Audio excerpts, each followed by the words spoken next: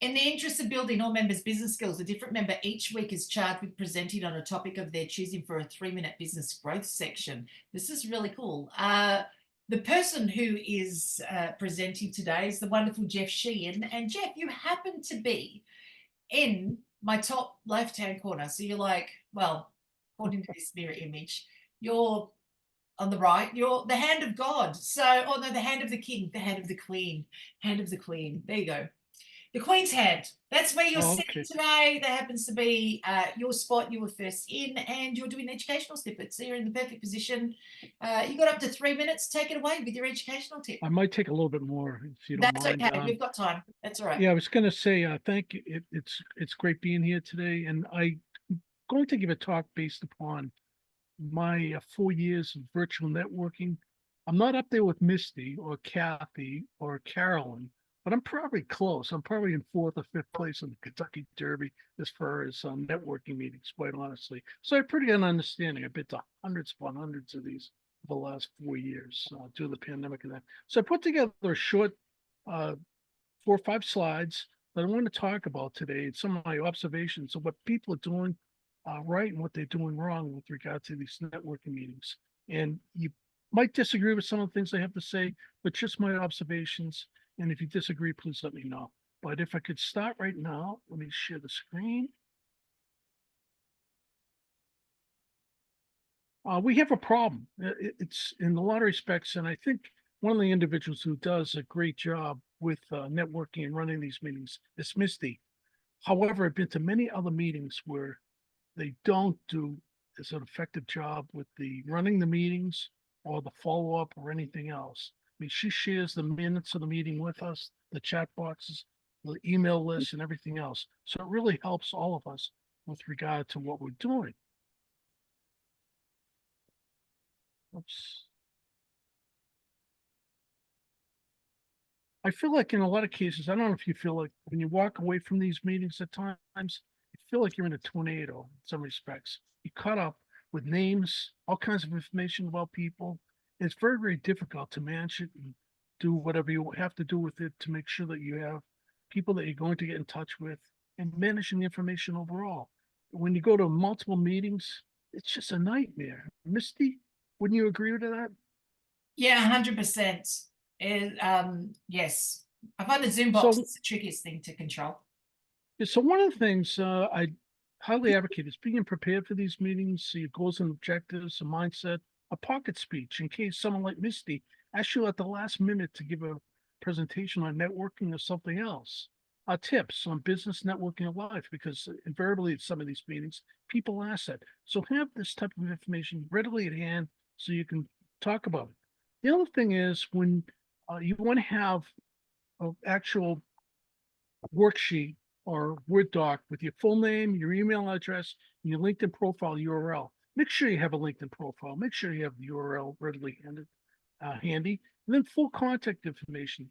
Repeat the above, a succinct title, a short problem you solve for customers or potential customers, target customer, collaborator list, and then a link tree. But actually, my card would be a better alternative than Linktree, quite honestly, and see Carolyn about that. But nevertheless, something so you can take all the information, consolidate it, concise manner for others out there, rather than have all kinds of information displayed in the chat, which becomes very cumbersome to consolidate, curate, and put into some reasonable uh, worksheet or CRM or whatever else you use.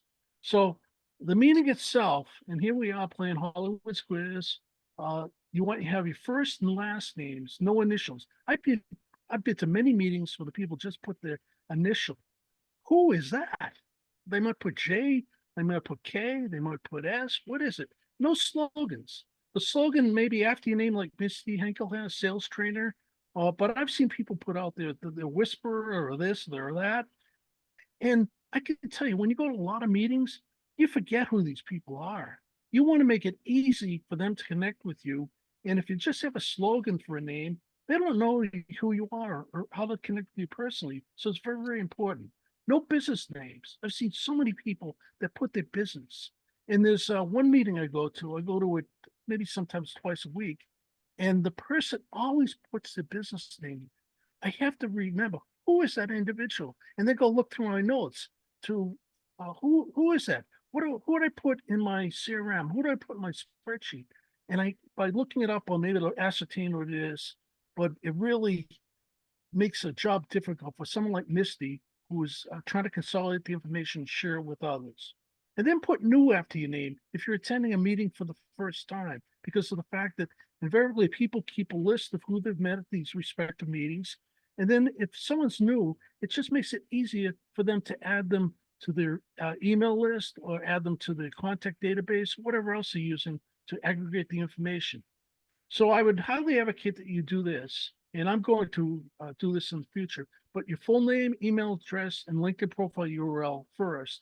Put that in there at the top of the meeting so that it's captured immediately. Then the second thing is your full name with the succinct title, a short description of the problem you solve for customers, a target customer collaboration or referral partner, who are the best ones, and then a link tree. As I said, my card would be my business card with Carolyn would be a better alternative, quite honestly, than Linktree. And then finally, at the end of the meeting, your full name, email address, and LinkedIn profile URL, so that the information is readily available at the end of the meeting and in the chat, so people can readily find you. And they don't have to go through a lengthy chat to see who you are, what your email address, or what your LinkedIn profile is. Then at the end of the meeting, download the chat for most meetings, and in the case of Misty, she provides that to us. Rename the chat in the download and save it to a folder. Because if you go to multiple meetings, it becomes very cumbersome when it's just in a download folder. Copy and paste it and email it to yourself. That way, if you want to do a search in Google, whatever other email program you're using, you can readily find it. Consult with a regular, because a lot of us who attend these meetings, we have the email addresses and the LinkedIn profiles of the individuals. And a lot of us, I know in my particular case, I will share that information with others if they ask, because it can take you sometimes an hour and a half to curate the information from a networking meeting. It's very, very time consuming and counterproductive. I mean, there's a tool I invented, as a matter of fact, that will consolidate email addresses. But the problem is a lot of people don't put their email addresses in the chat box. So it makes it very, very difficult to use. And then capture the information. How many here have Excel spreadsheets initially to capture the information from these meetings? Can I see a show of hands? Okay, I would highly advocate that as a first starting point. I use a tool called Evernote for doing that in addition to Excel spreadsheet, and then prioritize the context. Who is a good prospect for you, or who is someone that you can possibly help in these meetings? Follow up and connect with the people. You'll be surprised at the number of people that they go to these meetings. People put the information in, such as their LinkedIn URL. No one ever connects with them. And then take the conversations to email, because the fact you want to get off of LinkedIn, you want to get off of the other social media platforms and have that information at hand, because the fact that they could shut down immediately. As a matter of fact, about maybe 10 years ago, LinkedIn actually allowed you to download the email addresses for all your contacts. They did away with that. And now it's very, very cumbersome to find the email addresses without going through the contact information. And finally, nurture your relationships. So I hope this little snippet here today was helpful, probably a little bit controversial in some respects when I look at some of the names that are on here. But nevertheless, I thought I'd share, based on my observations of attending hundreds of these meetings and the hours that you have to put in after the meetings to curate the information and figure out who's on first and who you want to get back in touch with, and that. Misty, back to you. Excellent. Thank you so much, Jeff. That was really great. Yes, the Zoom chat box. I don't think anyone looks at the Zoom chat box as hard as what I do after a business at breakfast meeting. I don't know if anyone's noticed.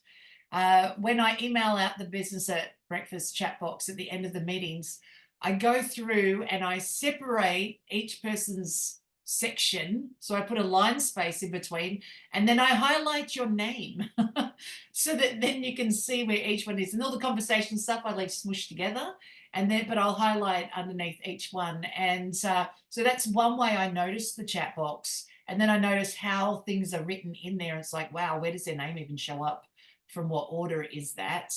The other thing I do with the chat box now, because I've been running so many videos through YouTube, is when somebody speaks. So let's take Jeff Sheehan as an example. As the speaker today, for the educational snippet, I'll chop this video out and I'll put it up on YouTube.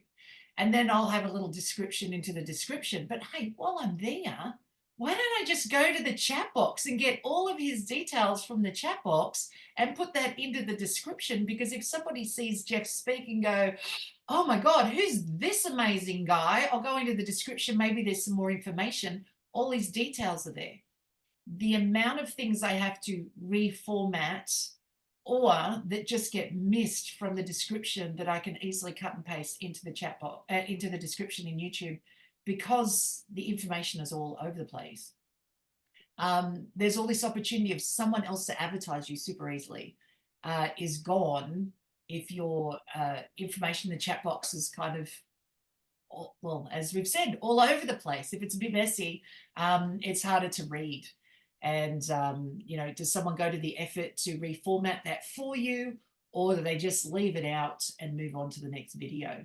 So you'll be shocked as to how this in the chat box, how your signature block in your emails, how all of this can be used to your advantage by someone else, and you don't even realize that it's happening. So I think that was a great educational snippet, and I have absolutely no problem with it going over, Jeff, because it is definitely a huge thing that I look into all the time, and is a good thing to have in place. Thank you so much.